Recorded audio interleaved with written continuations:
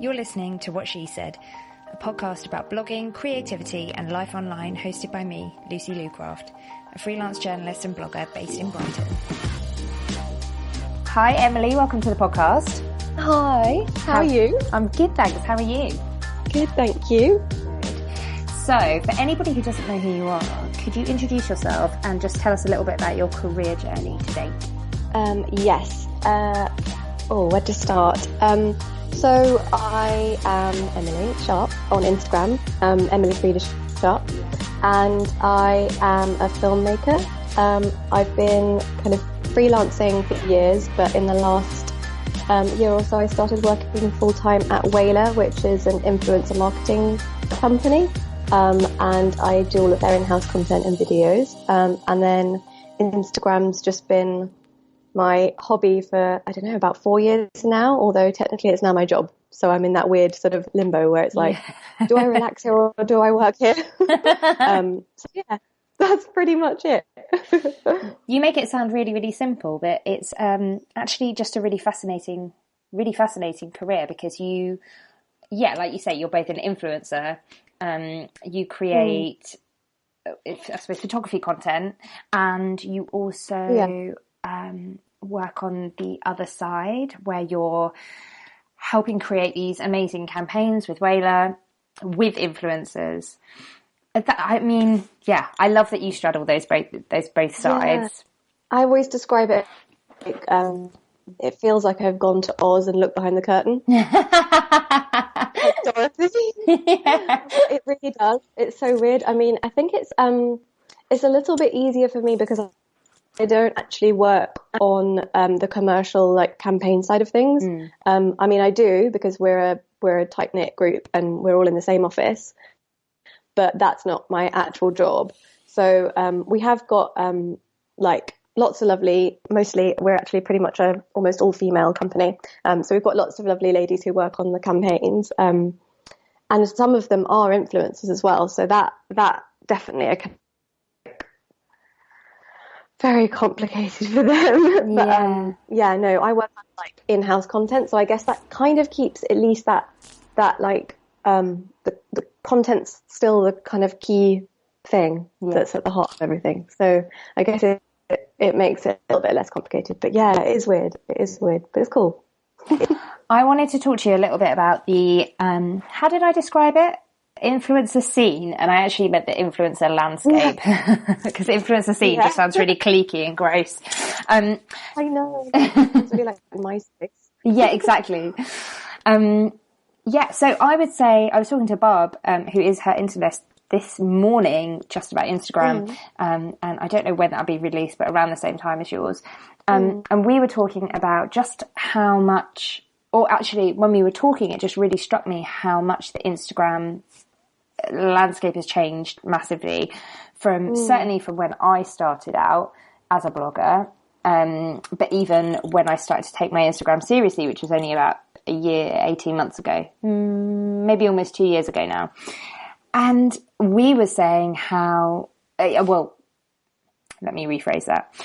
And it made me think about the fact that an influencer didn't used to be just on Instagram. If you were an influencer, in fact, that's kind of a new word as well, isn't it?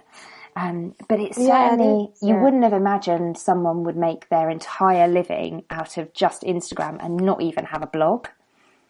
That's such a new concept. That's the thing, that we're also tied to that one little app. And I wondered, from your point of view, seeing it on the other side, like what kind of trends are you seeing, and how is that landscape from your point of view, from working with an influencer? And I know you don't do it directly as in picking out influencers, but from your knowledge and expertise on the Whaler side, on agency side, how do you look at influencers and who's valuable and who is an up and coming person? And do you know what I mean? I don't know if that's, it's not a very well worded question. No. It's like, it's more of just a topic for discussion. Yeah. I think, firstly, it really has changed. That's just so, I think we can all see that just in when we spend time on the app, just how, like, just how the whole landscape really has changed. But yeah, I mean, when I think about it, because I think I got Instagram in, I know when I got Instagram, actually, it was on the 11th of 11th of September 2011, because Instagram, I've like one day at work, I was sort of just pottering around and looking at all the settings on Instagram, and they keep a record of everything, and you can access it, including the date you signed up. Oh, wow. Yeah. So anyway, I saw that date, and I think I signed up at like 11:01 or something really weird. So it was like 11:11:11:11. Wow. It was really creepy. Yeah. But yeah, so I've been on Instagram since 2011. But I think I started taking it a bit more seriously in about 2014, 15. Mm-hmm. But I didn't take it seriously like as Instagram. It was just, or I guess I did, because Instagram created that culture of just being a hobbyist photographer. Mm. And then it's so interesting as well to think about the fact that Instagram has like invented this new way of creating content where it's all about like the cohesion of content. I know I'm really not roundabout answering your question. I'm just sort of nattering away. But I was like yesterday or the day before, when was it? About 2 days ago, I was doing a workshop with one of the videographers that I work with.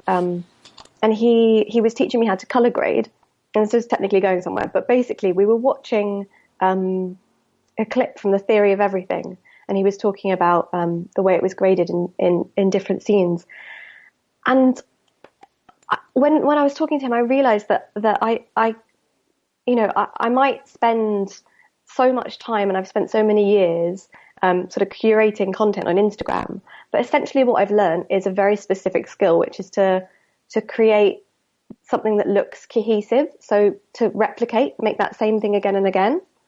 But when somebody's making a film, say, they'll grade each scene to be appropriate to whatever's happening in that scene. Does that make sense? Yeah, that's really interesting. So when we're all curating our grid to a certain aesthetic or whatever, actually what we've learned is that skill in and of itself that we can. Yeah. Wow.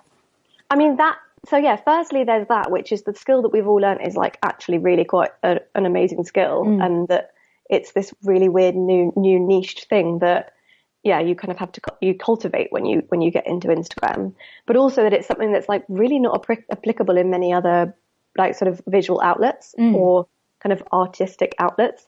I mean, I guess it is though, to an extent, when you think of sort of Picasso or whatever, and they have their like signature style. Yeah. But yeah. It just struck me, and I think that's definitely something that, particularly since the algorithm, that's become even more important, because obviously before we all used to talk about that top 9, the importance of the top 9, and like being able to basically capture someone's attention and get them to follow you from that initial sort of preview. But now I think you sort of grab followers by riding an algorithm wave most of the time, and you ride that kind of algorithm wave by taking whatever picture it is that somehow basically just explodes and does really well. So it really now is so much more about visual trends, I think. That was something that Barb's mentioned as well, because I think even when I started taking Instagram seriously, it was very much about the top 9 and making sure that every picture that you posted matched an aesthetic that you wanted to portray. Like your brand. Exactly. That's really what it came down to. And I still subscribe to that kind of thinking in terms of I just really enjoy curating my grid. I really enjoy it.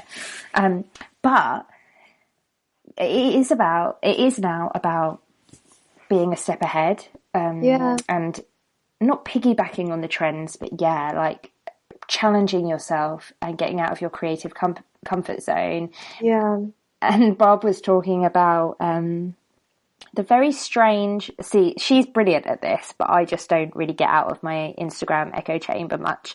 But she was talking about the whole movement of people who, I don't know, something to do with sounds and like... Oh, what, ASMR? That, yeah. I'd never heard of it. I was like, what the hell is this? Yeah, no, it's like, well, I mean, I think ASMR is specifically that thing of Whispering, is it? Oh, is it Whispering? Yes, I read about this. There's a whole, it is. Yeah, there's a whole, there's loads of people doing that. On YouTube, everywhere. Yeah. And just on the internet, which it's really creepy. I watched, I'll in the show notes, I'll link to an episode of Explained on Netflix where they talk about it. It's like a 10-minute clip. I love Explained. It's so good. I don't think I've watched the ASMR episode though, but I love Explained. I think it actually is, the title is Whispering. And I think it might even be the first one, but I'll link to it in the show notes and I'll send it to you separately. Yeah, do. So let's go back to filmmaking, which is one of your amazing skill sets. I just do not, I'm so in awe of people that can edit a film. I can't edit anything. It's terrible. I hate it. You edit this podcast? Or I hope you do, because I'm making some really rambly answers. I actually have an editor now who does it for me, but up until this season, I edited everything myself. But audio is so much easier to edit. Video is so hard. And also, you know, it's not just about editing. I can certainly stick something in iMovie and clip out the errors. But you make you make films, which is completely different. It's completely different. I find it so hard. Tori, Unfold the Day. Oh no, she's not Unfold the Day anymore. Tori, The Stories of Tori. She is brilliant at video content. Is she? I need to catch some of that. Yeah, have a look at her. She does a lot of little IGTVs, and I think she might even be on YouTube now, but even just in her stories, she's so creative. I don't think she even thinks she is, but do have a look at her. What are your best tips? Oh, tips for filmmaking? For editing? but it's really, you know, simple tips for somebody like me who, because I find it super overwhelming, the thought of IGTV or YouTube or anything, but everybody knows that video content is important. Yeah. Okay, that's a good question. I guess it depends. Wow, yeah, I've never really thought of it like that, because I guess it depends on what you know, what's compelling you to make video content, because I suppose we're also used to this thing of Instagram having normalized, or not normalized, but like popularized just being a photographer or being into photography.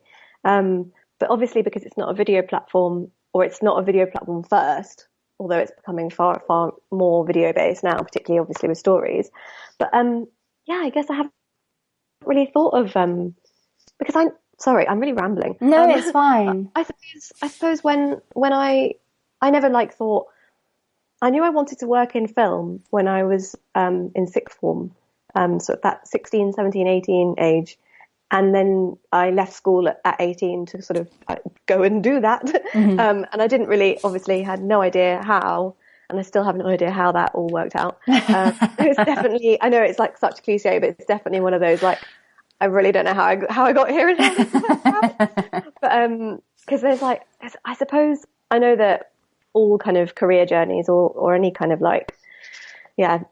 personal progress is there's never like a linear path, but particularly with something as often with creative industries, but particularly with something as there aren't as, or at least traditionally there haven't been as many avenues into filmmaking. So it's definitely something that I think still has a higher bar for entry. Yeah. Do you know what I mean? Yeah, definitely. But I don't mean that as in you need to be really good at it to do it from the off. I mean, it's just something that's less normalized in those commas, in the same way that kind of Instagram and photography is. But in terms of tips, do you start off with so the sort of things that I create, the content that I create, and I want to create some more IGTVs on specific topics around helping people live a more sustainable life that's fun, because I never want to be preachy, or for example, vegan tips. I get a lot of questions about vegan recipes, and I have never written about recipes because I hate food photography, but it would lend itself quite well to an IGTV. Now, the barrier for me is I don't know what angle to film it from. How do you, should I make it not one long, boring, rambling clip? Or should I break it up with some, do you know what I mean? Yeah, okay. So how would you go about? I guess so. If you're making content that's very much, it's more topic based, I guess, rather than what I'm getting at is it's not just like a holiday video, like Yes. This is how pretty my holiday was. So if that's the kind of video content you're making, I think firstly, just as like a housekeeping tip, definitely put subtitles on. Not just so that it's something that everybody can enjoy, regardless of, whether they can hear it, whatever, but also because often in situations, we all know that, like, you might be flicking through your phone at work and, so you've not got audio on. So definitely put captions on. And it depends on what you're using to edit. I don't know if there are any, maybe I can look it up and we can put it in show notes if there are any good apps like for putting captions onto videos, like in your phone. But otherwise, I know that iMovie definitely has that. You can just like put those text boxes over the top and just overlay them, type in what's being said.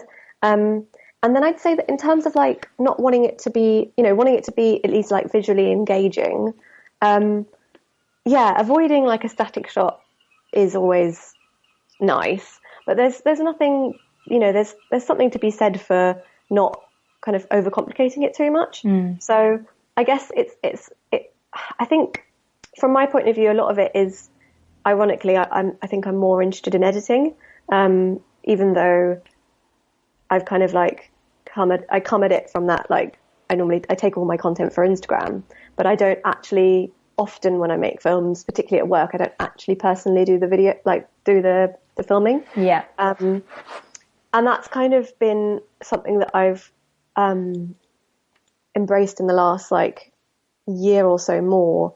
Because I think when you're a freelancer in a creative industry, you feel really like you need to be a jack of all trades. And kind of, I guess in the same way that you've got somebody editing the podcast now, it's like, know your weaknesses or know what you enjoy more, or what you're good at and what you're not so good at. And I definitely don't dislike doing the sort of the video work, the camera operating. But I've never sort of had a real flair for it or even like as much of a passion for it.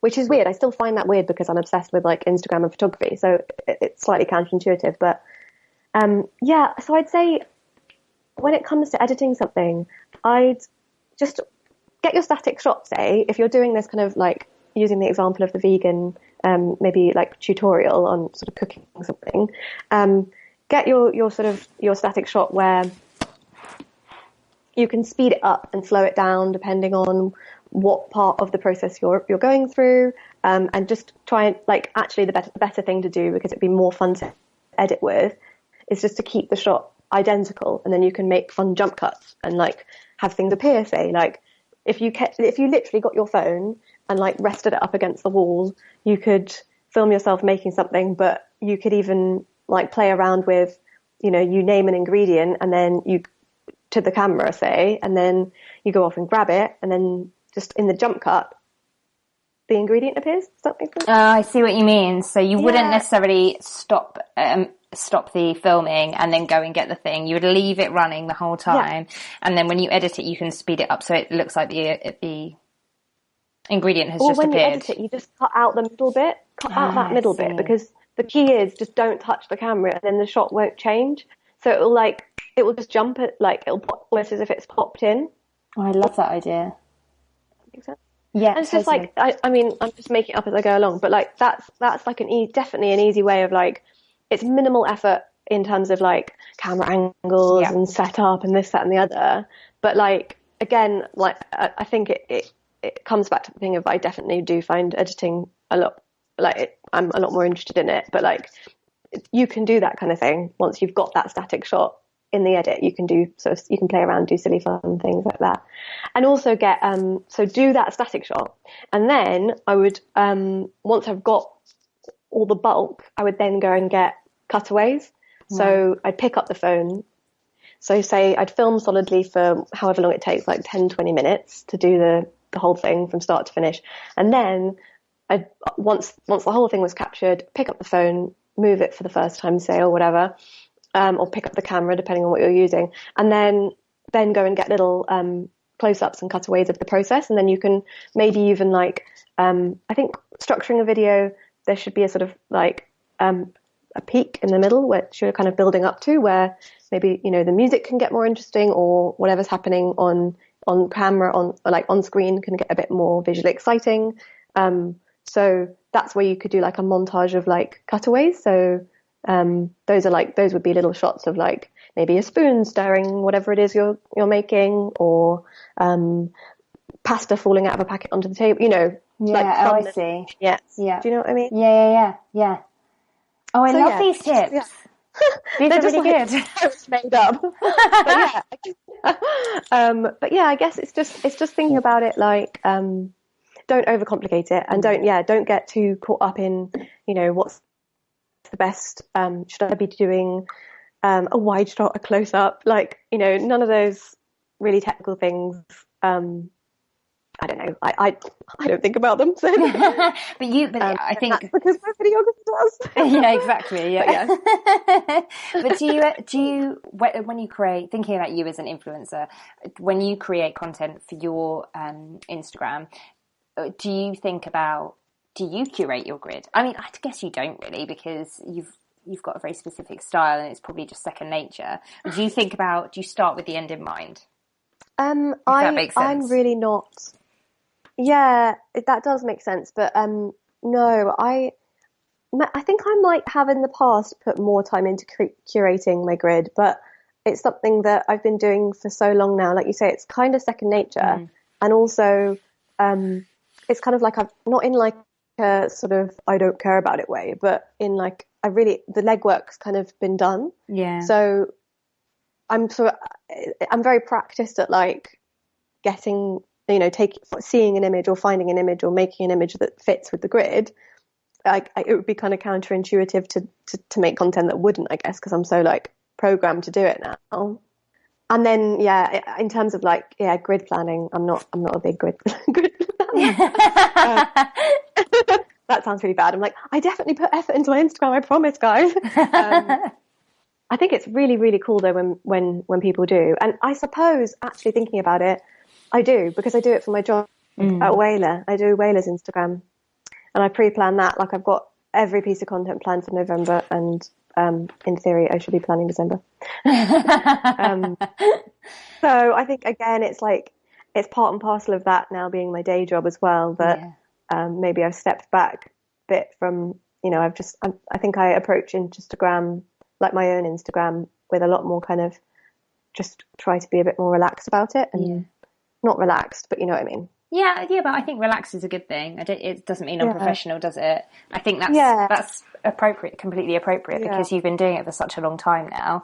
And I do think that there's something to be said for just doing what feels natural to you. I still have a lot of self-doubt but also enjoy the process. So I still very much plan my grid out, and but I also hold it quite lightly. I don't really worry too much about what I'm posting. And like you say, you enjoy the process. Yeah. So that's essentially should be the driver. Yes. And I definitely know that in the past I've grid planned a lot more. Yeah. But now I think I've got to the point where I'm a little bit looser with it. What would you say from your experience as an influencer and working with brands, because you were a Whaler influencer, you were on their books, as it were, before you were working for them as one of the team. Yeah. In your experience, what would you say are the best ways for people let me try and reword this a bit better. For somebody like somebody starting out on Instagram, taking it seriously with a beautiful photography, great engagement. And I'm thinking about some of the people that I follow who have like 1,500 followers, 2,000 followers, whatever. You know, I don't have very many, but there are people who have less, who are much, much better than me. Yeah. But who offer a lot of value to a brand, but obviously they're never going to be able to, well, not never, they're not going to be able to work for agencies like Waylar because there's limits, and it would be ridiculous to have zero limits.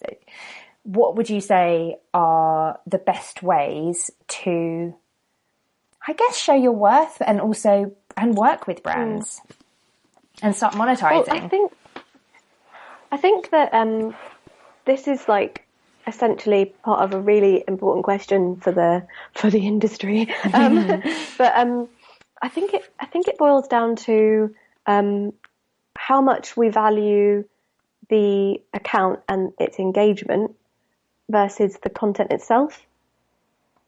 And so I guess by that I mean, like, I'd be interested to know or to see if things shift to a sort of dialogue where we talk more about a base rate that's set for your content creation, as in for the quality of images or photography or video or whatever it is you're doing for the brand, and then you add on the influence. Right. Yes. Yeah. I think that would be a really interesting model. It would democratize a lot more. I think so. I mean, again, don't quote me on this because I'm just making it up as I go along. But that would be interesting because I think I know that from working at Waylar, we definitely are beginning to, in the last year or so, there's been much more of a sort of proliferation of kind of content only campaigns. So that is essentially where brands are paying influencers to create content for them that the influencers have no obligation to share on their platforms. Therefore, they're not actually using them as influencers; they're using them as content creators. And the reason for that is because brands want content that will work well on Instagram, and who better to go to than people who know how to make content that does well on Instagram. But it's definitely something that has kind of just started to appear and become so much more of a thing with a lot of the campaigns we do. So yeah, I'd be interested if we do ever get to a point as an industry, not just as Waylar, where we start thinking about it as, or what's your base rate for your content? Because I think of influencers that I know, or Instagrammers. I don't know, what do we call it? What do we call ourselves? I think of ones, photographers that I know who are freelance photographers outside of Instagram. So they know how to. I was actually chatting to Hannah Bullivant about this a few weeks ago because I filmed with her for an object project, one of the hashtag projects I do with Waylar, for anybody who doesn't know. And we were chatting about the age-old thing of how do you know what to charge, and we ended up sort of hitting on the fact that I think people who are freelancers or have been freelancers before, they definitely just they're just ahead of the game when it comes to knowing how to price their work. I would agree with that, because she was saying it really is a skill, and like again it ties into that thing that we were chatting about before, just before, where we were talking about knowing how much your work and your time is worth, but also in the context of charity things as well, like we were chatting about before, it's just difficult. It's such a hard thing, that thing of valuing yourself. But yeah, I think for these smaller accounts, I know that Waylar, when I signed up 3 years ago now. It was like a really, I always think of it as like, Mahabis slippers. Yeah. I have them. Yeah. So it's such a weird one, but I've still got my pair of these slippers, and essentially they're the reason why I have the job I've got today, because it's like a really weird, like roundabout way of looking at it, but it's definitely true because they approached me on Instagram. Well, actually, the longer version of the story is that Harrison, my boyfriend, his mum bought him a pair of these beautiful slippers for Christmas a few years ago, it must be like 3 or 4 years ago now. And I was so jealous. I really, really, really wanted a pair. And I made that very known. And I followed Habit on Instagram, and I saw all these people doing like, you know, the beginnings of, I wouldn't have called it like influence marketing because I don't think it even properly existed in like, or it did, but it wasn't something we really, really all knew about. I think I would have probably just thought that it was like a gifted situation kind of, because I remember when like the only people who did anything that vaguely resembled influencer marketing were, you know, like me and Orla and Hannah Argyle and people like that who were bigger, much bigger earlier on, and they were doing these kind of like, and it was all like on a one-to-one basis with the brands. And I saw that Mahabis were doing like a whole kind of Insta drive, and I followed them. And then they asked, weirdly enough, they approached me to share and said, can we share a picture of yours on our feed? It was just a picture of like the sea in Ireland or something. And I was like, yeah, sure. And then that started a conversation where they said, oh, would you like to do a campaign with us? And I was like, definitely yes, I'll do it for free. I just want to it was like so keen. And I mean, disclaimer, they did pay me, obviously. They're not like, you know, they weren't not paying people for their work. But they basically said, if you want to do it, we work through Whaler, because they were one of the first brands that was doing it that decided to use a platform to streamline the process. And interestingly, I don't know if you know this, but Whaler actually started because the two co-founders of Whaler had a watch company that was a bit like Daniel Wellington. Daniel Wellington, no way. Oh my goodness, I did not know that. You know what I mean? Yeah. That thing of like an Insta watch company. You know? Yeah. Their biggest, their biggest like way of, I believe like the way the whole like marketing plan for the watch was basically Instagram. And so they did that, and then they were like, hey, we're like the more valuable thing we're doing, like, or, you know, something that's clearly got value in it is this thing of doing influencer marketing campaigns. So we should turn what we already do as our own like watch marketing structure into a company in itself. So that's how they started. But anyway, Mahabis approached me to do this thing. They were like, you've got to sign up to Whaler to do it. So I signed up to Whaler, and 3 years later, I work there. I don't know where this is going. We were talking about like influencer marketing, but actually what struck me when you were talking is that I would love to briefly chat about I've got a bit of an echo. Hang on. Yeah, I think it's gone. Yeah, so I would love to briefly talk about what we were talking about offline before we started recording, which was about the fact that when you have there's a conversation around money that's happening, which is really, really great. And it's so important for content creators to value themselves and their work, and to be charged for their work, to be paid for their work properly, to be compensated properly. Yeah. However, I think there's something that is getting a little bit lost in it. And I think it's a real shame, which is that sometimes it's good to listen to your gut and your intuition and not to feel ashamed if, for example, and I personally am very much of the opinion that if something is of value to you, then it's a value, and you don't have to justify why you've accepted a watch as payment for your content creation, if that's of value to you. Where it's not okay is if you know, people aren't paying you for your work and you want them to pay, you know, you've asked for a fee and they've shamed you into, you know, whatever. And what's not okay is the kind of wall of silence that sometimes happens, where brands play influencers off against each other and don't pay them fairly and expect you to all keep silent. However, I think if something, you know, there's some really important conversations happening on Instagram, as well as some of the horrible conversations that are happening on Instagram as well. Because I say this from my echo chamber of where I only see what I want to see, which is all quite nice.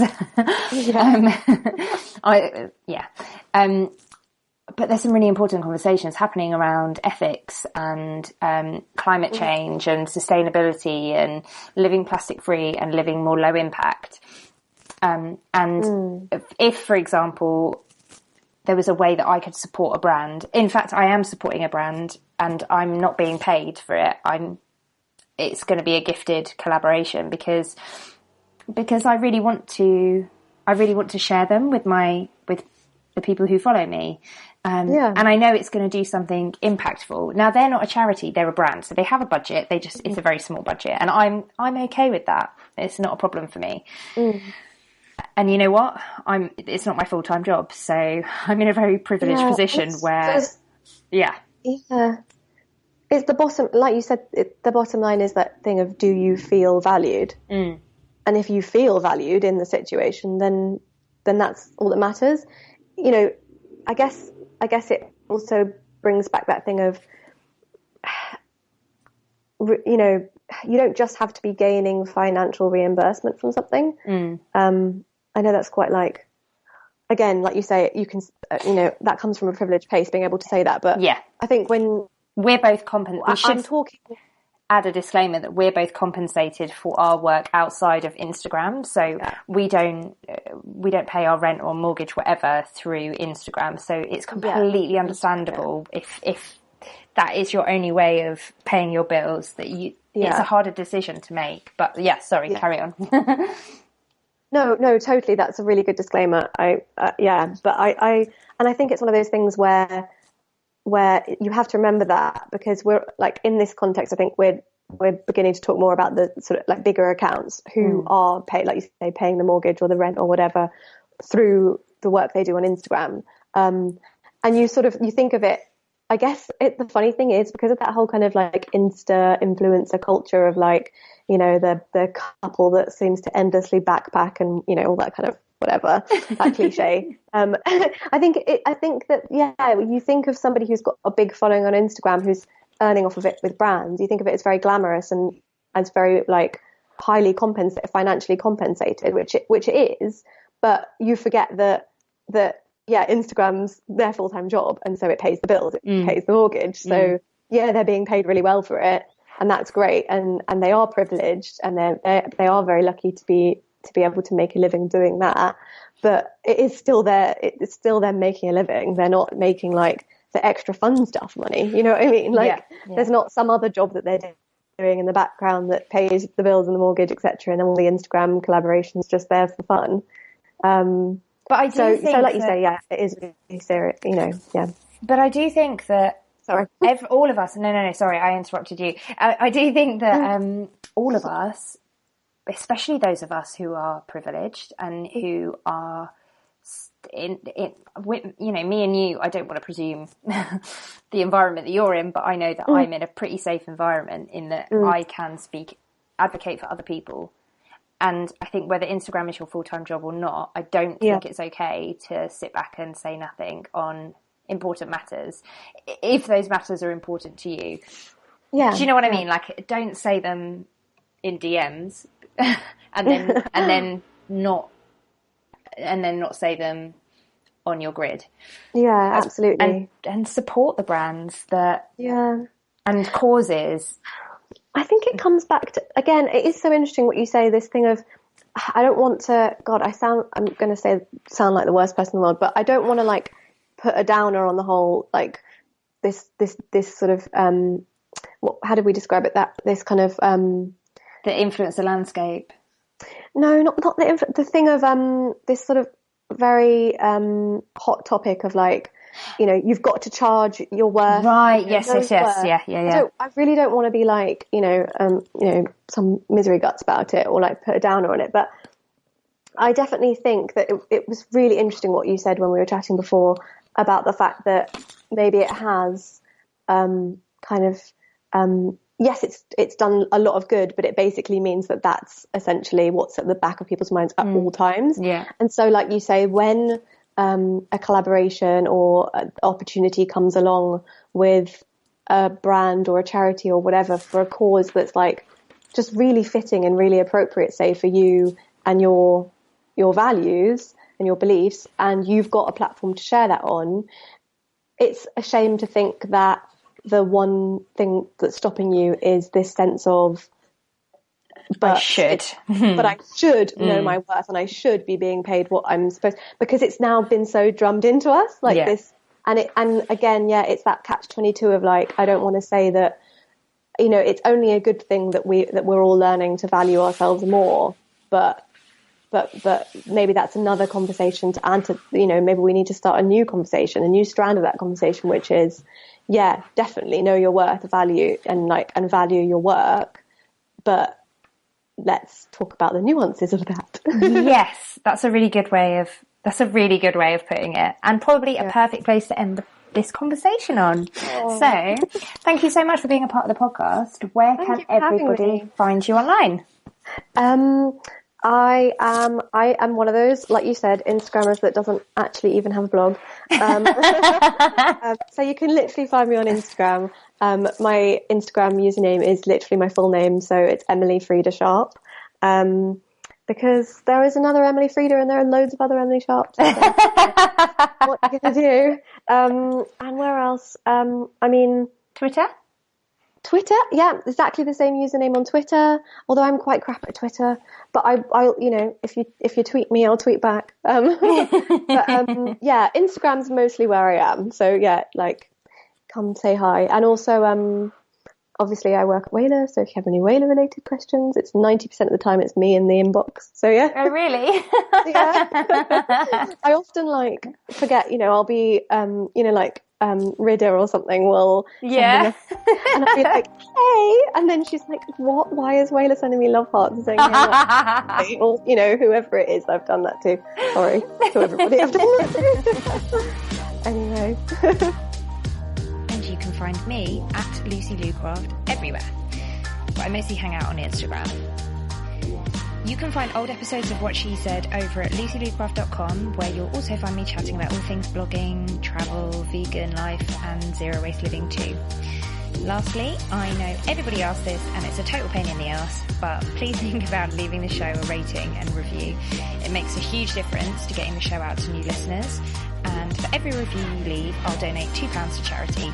So that's £1 for you and £1 from me. The chosen charity changes each month, so listen out for it in the intro each week. Thanks for listening.